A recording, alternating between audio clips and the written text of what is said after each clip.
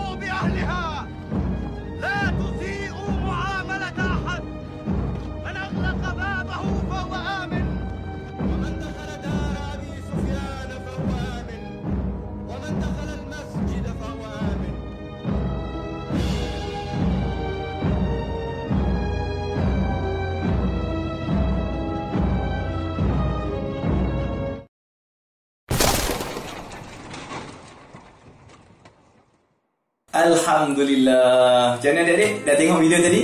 Rasa-rasa apakah tajuk yang kita akan belajar pada hari ni? Senang je. Yelah, dah senang kan? Pak Ustaz Mi ada katakan tadi Perjanjian Hudaibiyah ada kaitan dengan tajuk kita pada hari ni. Apa tu? Yang tadi, yang tengok video tadi tu. Okey, yang masuk kan? Nampak ramai masuk ke dalam Mekah tadi tu. Tu masuk lah tu, masuk ke dalam Mekah. Masuk ke dalam kota Mekah. Apa? Nak dekat dah. Okey, bagus. Fathul Mekah. Adik-adik jawab Fathul Mekah. Betul lah tu. Tajuk kita hari ni ialah Fathul Mekah, iaitu pembukaan kota Mekah. Jadi, dah siap nak belajar? Baca doa dulu dan pergi cari buku teks kita untuk kita jadikan rujukan. Jom belajar. Zas.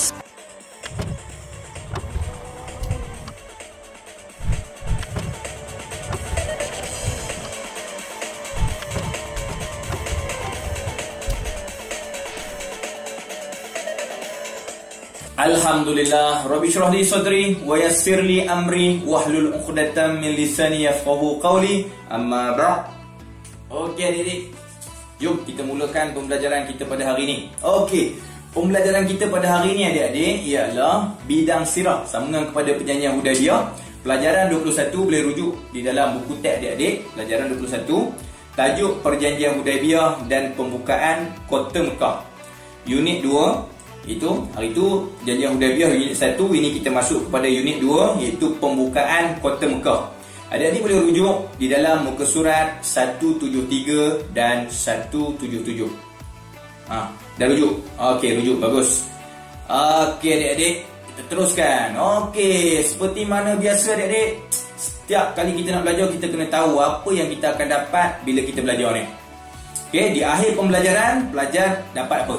Adik-adik akan dapat apa? Yang pertama sekali, dalam tajuk kita kali ini, kita akan mengetahui kejadian yang mencetuskan pembukaan kota Mekah.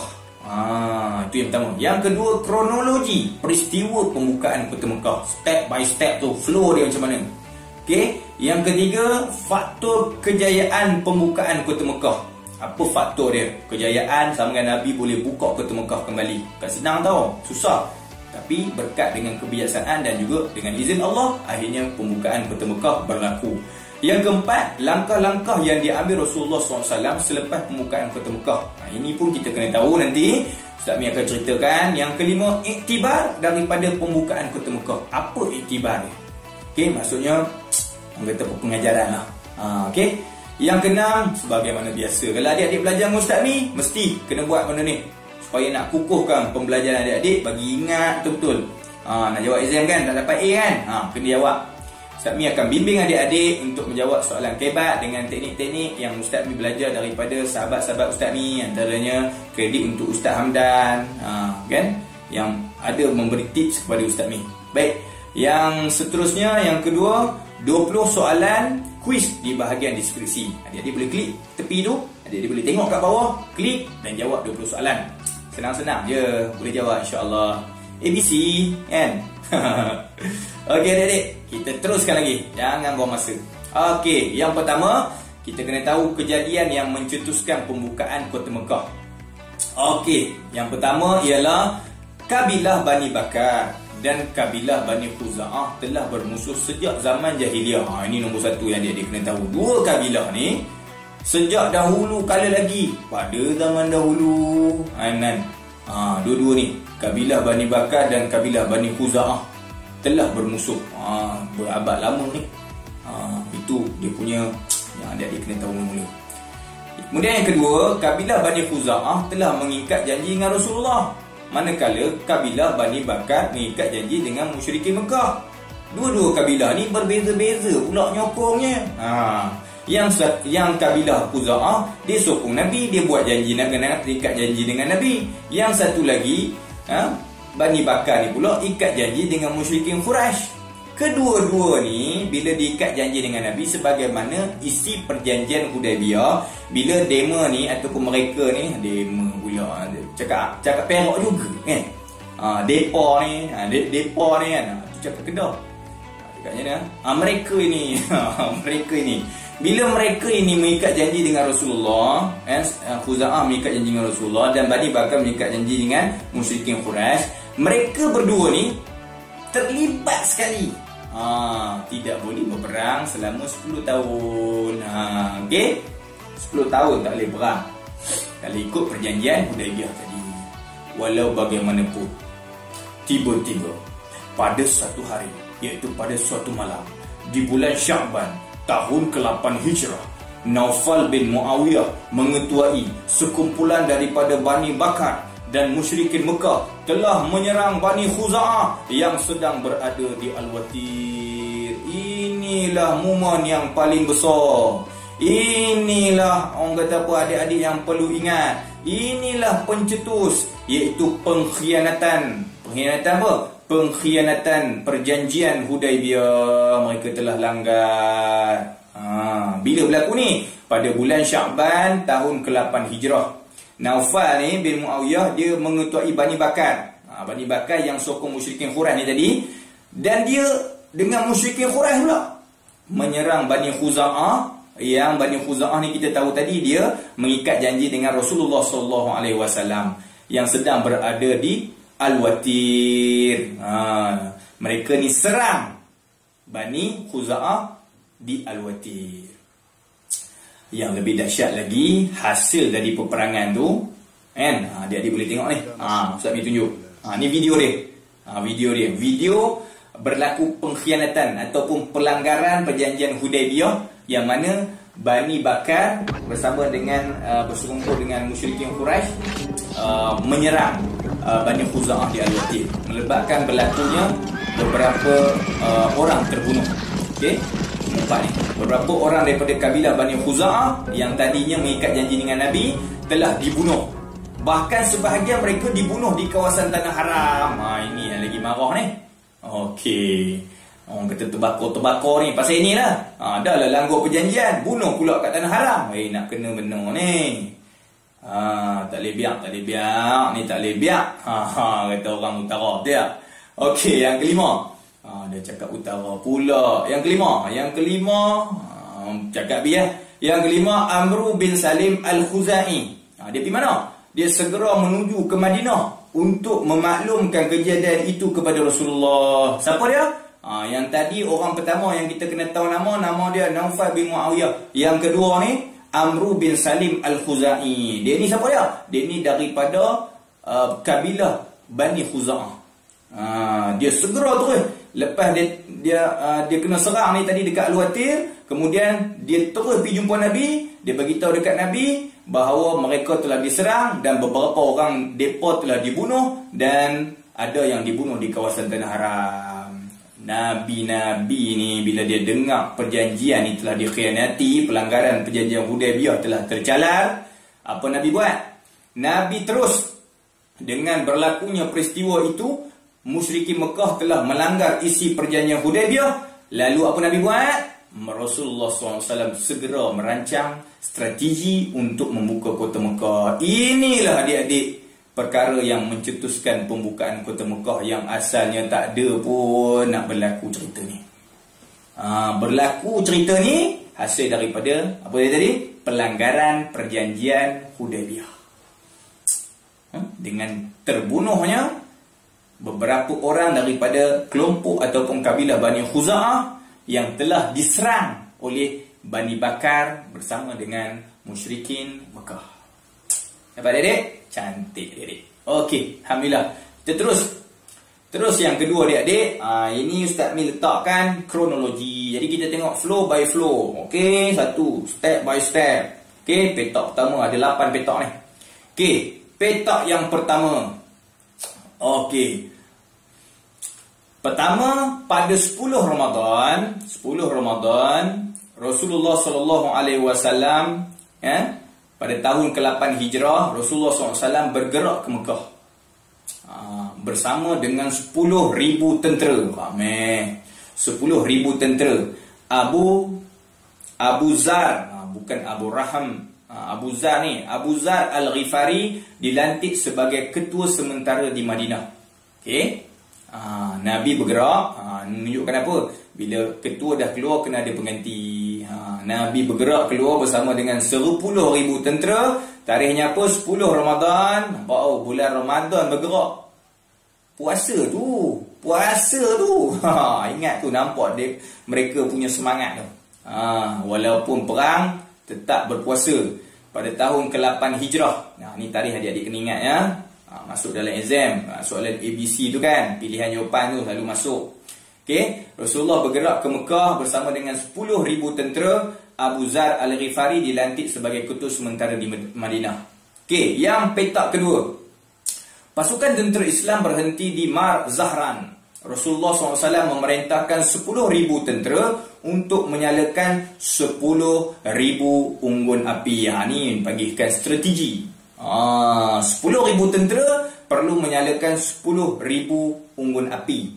Betul-betul di hadapan kota Mekah. Untuk apa tu? Untuk menambahkan kegerunan. Orang Mekah tengok, ya Allah, banyaknya unggun api, banyaknya tentera mereka, kali ni kita tak boleh hadap. Kalau hadap juga, ramailah kita mati. Kalau hadap juga, malulah kita kalah. Kalah dengan orang Islam. Jadi fikir banyak. Bila tengok 10,000 unggun api ni, mereka jadi bertambah gerun. Okey, petak yang ketiga. Flow ya. Abu Sufyan meninjau pasukan tentera Islam. Abu Sufyan pun terus tinjau. Tinjau tengok. Bila dari jauh tu nampak unggun api banyak, dia pun meninjau. Kemudian lepas dia tengok tinjau ada 10,000 unggun api, kemudian beliau pun ambil keputusan untuk pergi berjumpa.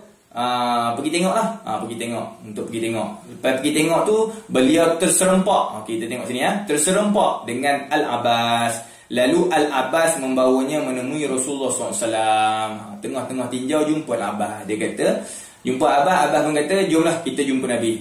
Jumpa Nabi. Jadi Abu Sufyan pun ikutlah. Abbas pun lalu bawalah Abu Sufyan ni jumpa dengan Nabi Muhammad SAW. Akhirnya beliau memeluk Islam, jumpa dengan Nabi, terus masuk Islam. Sebab sebelum tu dakwah Islam kan berkembang. Dia pun dah tahu dah. Cuma belum lagi hidayah tu nak sampai dia kuat nak cakap asyhadu alla ilaha illallah wa asyhadu anna muhammadar rasulullah. Boleh tengok kat video ni, Ustaz Mi ada paparkan macam mana Abu Sufyan dengan Al-Abbas bawa jumpa dengan Nabi, dan depan Nabi dia mengucap. Dia jumpa dengan Nabi kan. Dia mengucap depan Nabi dan dia masuk Islam pada waktu tu. Allahu Akbar. Ketua musyrikin Mekah masuk Islam. Habis adik-adik. Habis maksudnya apa? Habis dah. Maksudnya bila balik tu dia cakap Abu Sufyan masuk Islam. Kalau ketua masuk Islam, orang lain ketua masuk Islam. Sebab ketua dah masuk Islam. Jumpa je dengan Nabi Muhammad SAW, masuk Islam lah Abu Sufyan. Rasulullah SAW menghargai pengislamannya dengan memberi jaminan keselamatan kepada sesiapa yang berlindung di rumahnya. Sebab tu nanti adik-adik tengok di mula-mula tadi Ustaz Mi tunjukkan video pada adik-adik, Bilal bin Rabah tu dia menjerit kan, di antara jeritan Nabi, sesiapa yang berada di rumah Abu Sufyan selamat, aman. Siapa yang berada di rumah Abu Sufyan selamat, aman. Itu apa tu? Itu tanda Nabi menghargai Abu Sufyan. Nampak Nabi dia punya dia menyentuh hati lah. Nabi ni dia menyentuh hati.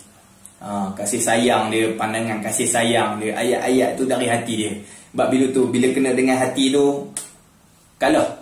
Abu Sufyan pun kalah lah sekali masuk Islam. Tengok Nabi cakap lagi, siapa yang berlindung di rumah Abu Sufyan selamat. Okey, itu yang ketiga.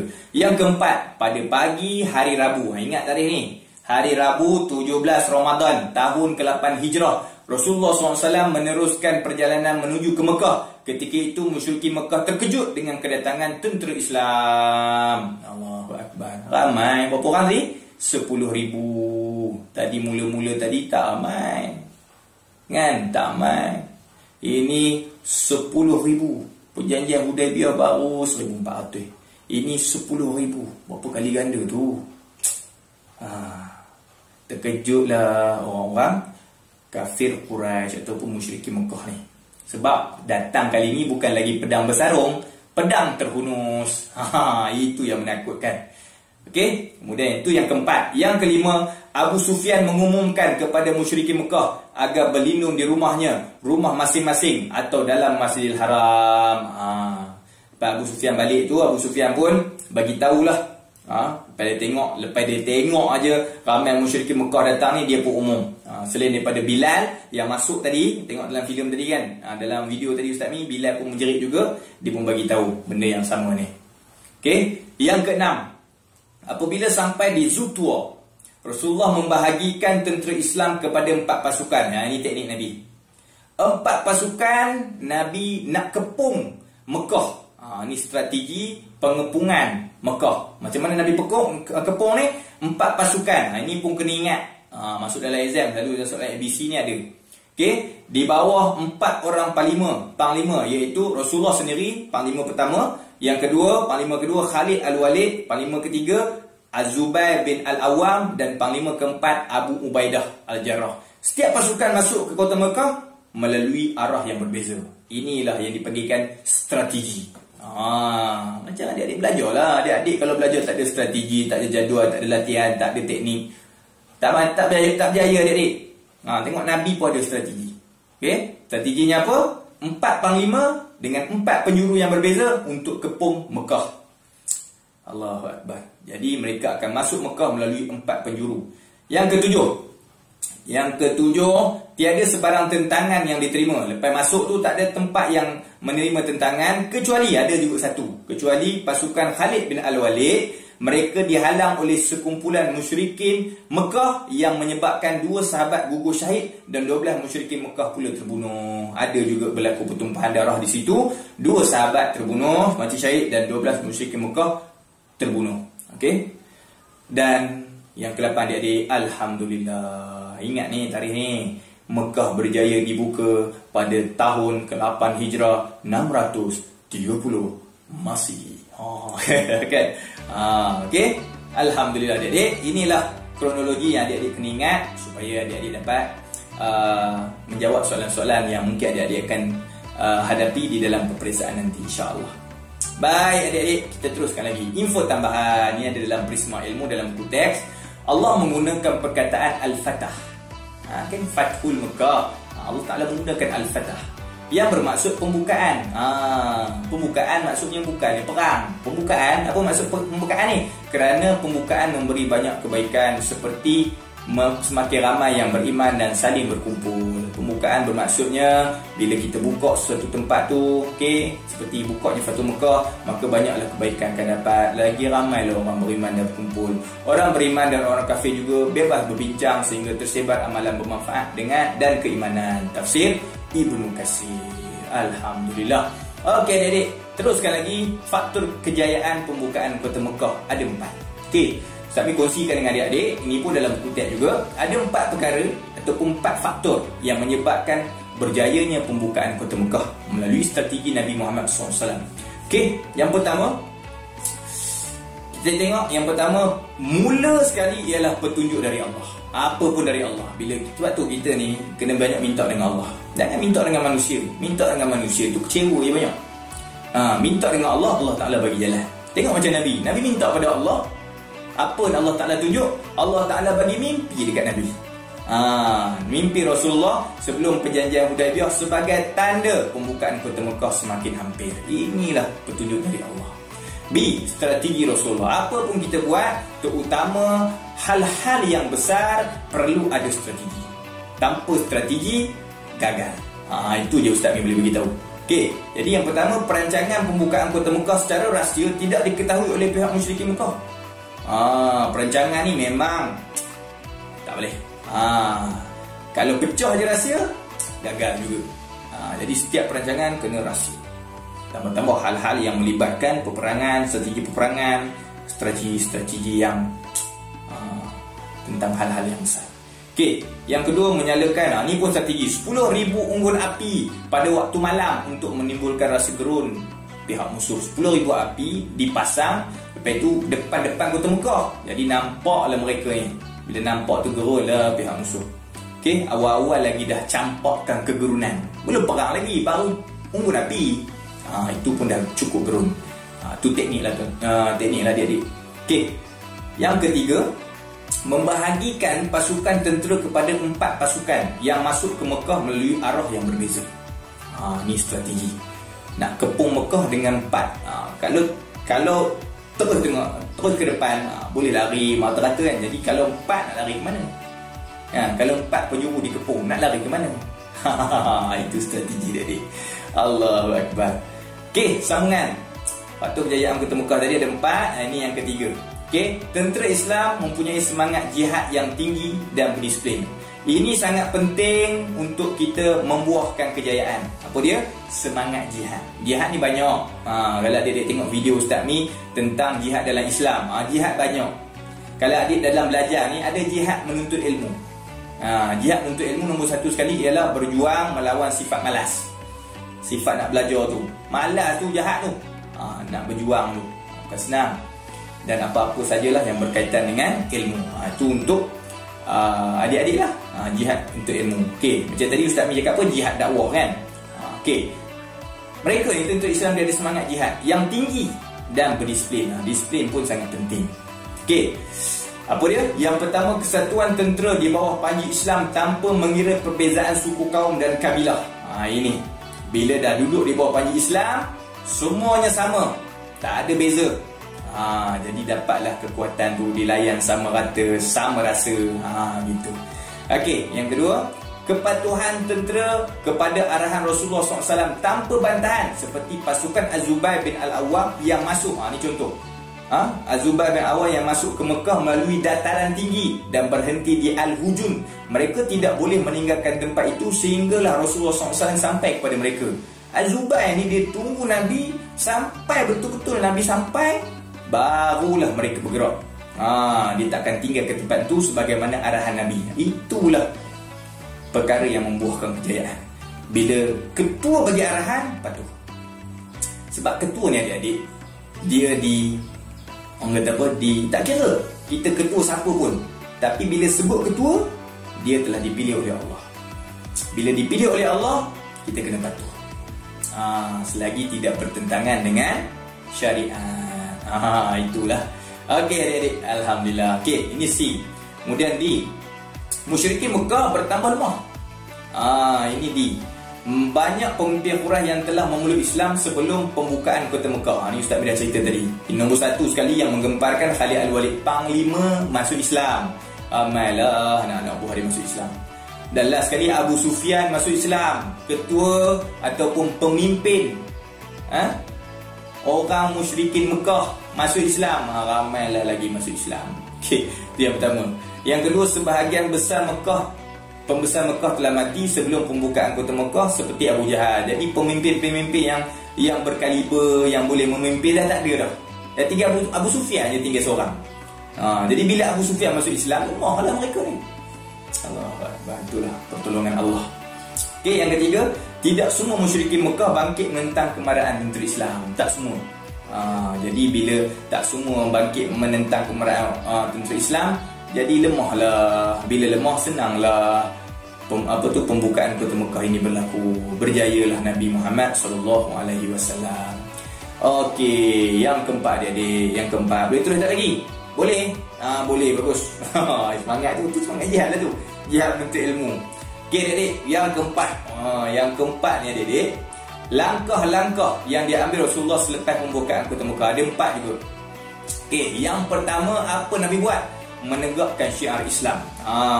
Okey, syiar Islam ditegakkan. Macam mana Nabi tegakkan syiar Islam? Yang pertama sekali, menunaikan tawaf dan mengucup Hajarul Aswad serta memusnahkan 360 berhala yang berada di sekeliling Kaabah dengan menggunakan busur. Tengok video yang seperti tunjuk ni. Nampak? Ini salah satu momen ataupun keadaan yang difilmkan kembali, okey, tentang bagaimana Nabi masuk, lepas tu Nabi buat yang tadi tu 360 berhala dihapuskan di sekeliling Kaabah. Di Jahannam kan, dihancurkan. Maknanya Kaabah tu dibersihkan daripada segala kesyirikan. Okey. Yang kedua, mengarahkan Bilal bin Rabah melaungkan azan di atas Kaabah. Tengok. Ni. Nampak Bilal dipanjat? Dipanjat. Nampak? Nampak kan? Dipanjat di atas. Dan dilaungkan azan. Tengok video ni. Allahu Akbar. Bila adik-adik, daripada seorang hamba dimerdekakan dan last sekali menjadi orang di antara orang terpenting di dalam perjuangan Nabi Muhammad SAW membuka kota Mekah. Seorang hamba yang tak ada apa-apa, last sekali Nabi arahkan dia untuk melakukan azan. Allah. Sebab itulah orang kata apa, orang yang tinggi ni berdasarkan ketakwaan. Dia bukan berdasarkan kamu siapa, kamu berpangkat ke, kamu banyak kaya ke, tak. Tapi orang itu dipandang dengan iman. Macam Bilal lah. Tak kira hamba ke tak hamba ke, kamu lawan azan, kamu seorang muazzin Islam yang pertama, kamu tugas kamu menjalankan amanah lawan azan, tak kira siapa kamu ada azan tu, naik. Allahu Akbar. Allahu Akbar. Itulah, dengan agama kita ditinggikan. Baik, adik-adik, nombor 3. Menghantar beberapa pasukan ke sekitar Mekah untuk menghapuskan berhala di sana, seperti Al-Uzza di Nakhlah, berhala Suwa di Rihat, dan berhala Manah di Al-Mushallal. Ni juga Nabi buat untuk menghapuskan seluruh berhala. Maksudnya Mekah ni tak nak langsung lah ada kesyirikan berlaku. Okey, itu yang pertama. Yang kedua, amar makruf dan nahi mungkar, iaitu menyeru musyrikin Mekah untuk memeluk Islam. Ini yang Nabi buat. Kemudian berbai'ah, buat sumpah setia tadi kan, dengan penduduk Mekah di Bukit Safa agar tidak melakukan syirik kepada Allah, tidak mencuri dan tidak melakukan zina serta tidak membunuh anak. Ni kena ingatlah apa yang Nabi buat, bai'ah Nabi ni. Sebab ini pun akan masuk dalam exam insya-Allah. Okey, yang ketiga, menguruskan pentadbiran Mekah. Apa Nabi buat? Yang pertama, Nabi mengekalkan pengurus kunci Kaabah kepada Uthman bin Talhah. Teruskan. Kemudian Nabi memerintahkan Abu Usaid Al-Khuzai untuk memperbaiki beberapa bahagian Masjidil Haram. Ini yang Nabi buat. Dan yang terakhir adik-adik, yang keempat, Allahu Akbar, memaafkan. Inilah sifat mulia yang kena ada di dalam diri adik-adik. Memaafkan. Walaupun benda tu berat, maafkan orang ni susah. Susah mana. Tambah kalau dia melibatkan sesuatu hal yang besar di dalam kehidupan kita. Tapi Nabi ni adik-adik, dia maafkan. Maaf ni sampai, kalau adik-adik fikirlah, adik-adik, bila masuk ke kota Mekah, yang masuk Islam tu kan, semua tu ada yang mereka dulu pernah bunuh adik-beradik orang yang dah Islam. Sebelum dia masuk Islam lah, dia pernah bunuh.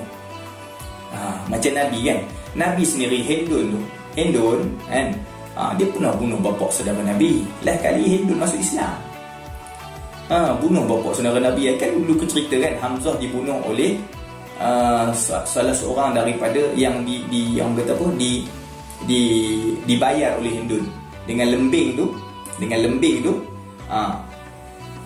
lembing tu tertancap ataupun tertancap ke dada Hamzah. Siapa suruh tu? Hindun. Tapi last sekali Hindun masuk Islam, Nabi maaf tak? Maaf. Allah. Susah.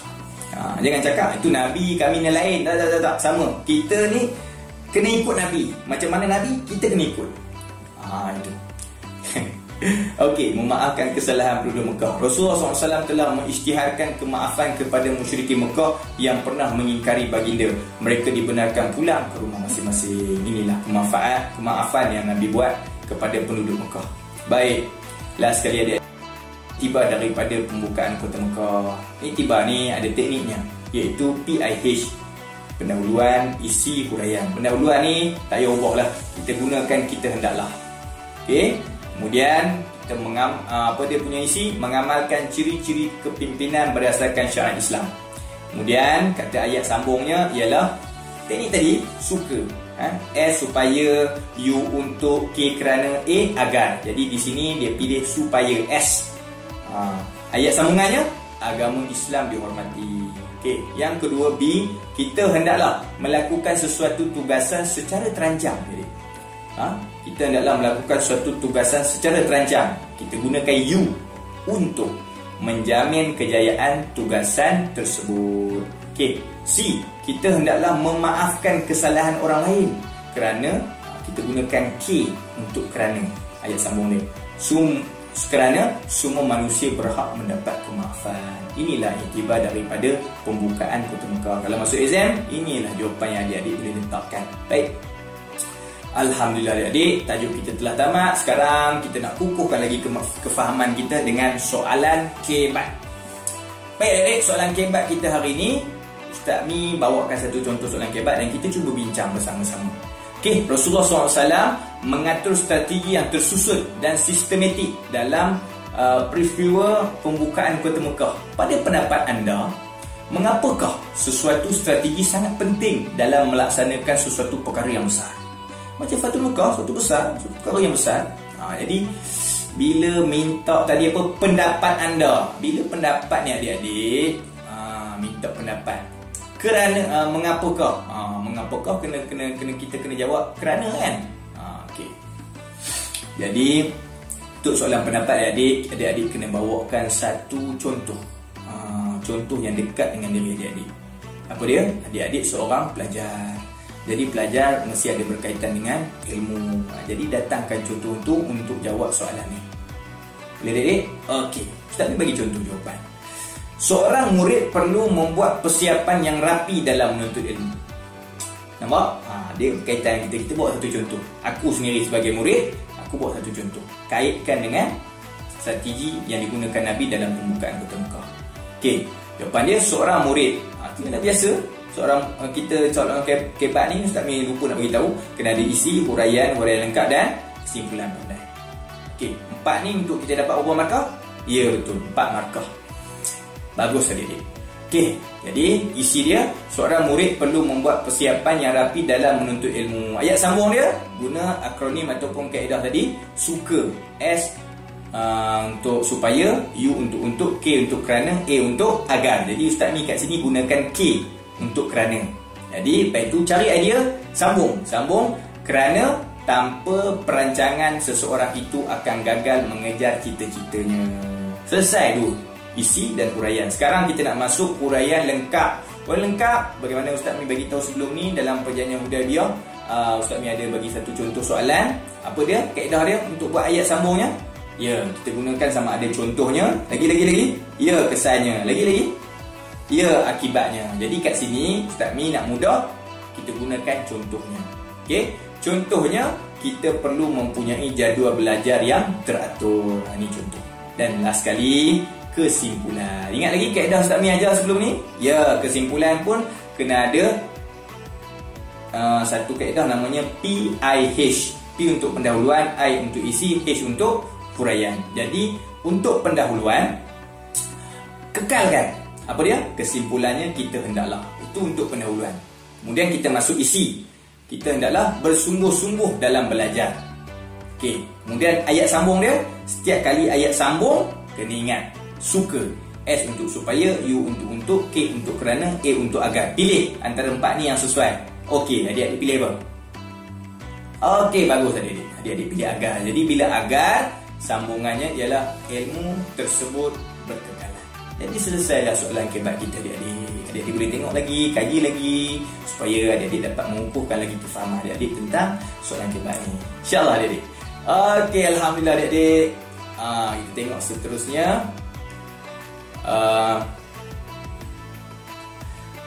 Latihan pengukuhan.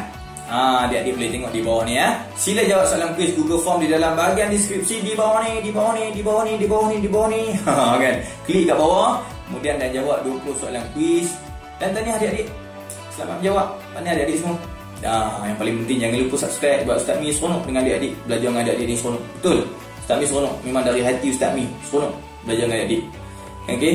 Jadi Ustaz Mi harap adik-adik boleh subscribe channel Ustaz Mi supaya kita dapat terus berhubung, bersilaturahim dan semua yang dah menonton video Ustaz Mi ni tak terlepas langsung video Ustaz Mi yang akan datang dan dapat kita belajar bersama lagi adik-adik. Itulah harapan Ustaz Mi. Dan adik-adik jangan lupa share, like, komen. Share untuk apa? Supaya dakwah ilmu ni berkembang. Bila berkembang, dapatlah kita pahala mengalir juga kat Ustaz Mi, mengalir juga untuk adik-adik yang telah sharekan jika video Ustaz Mi ni bermanfaat. Okey, kemudian jangan lupa komen kat bawah ni, boleh komen kan macam-macam, nak boleh tanya Ustaz Mi, nak rapatkan hubungan dengan Ustaz Mi. Okey, kita boleh tanya macam-macam dan kita boleh bersilaturahim. InsyaAllah ada kesempatan Ustaz Mi balas dan mudah-mudahan Ustaz Mi ada kesempatan. Doakan. InsyaAllah adik-adik, jumpa lagi. Assalamualaikum. Jazakumullah khair.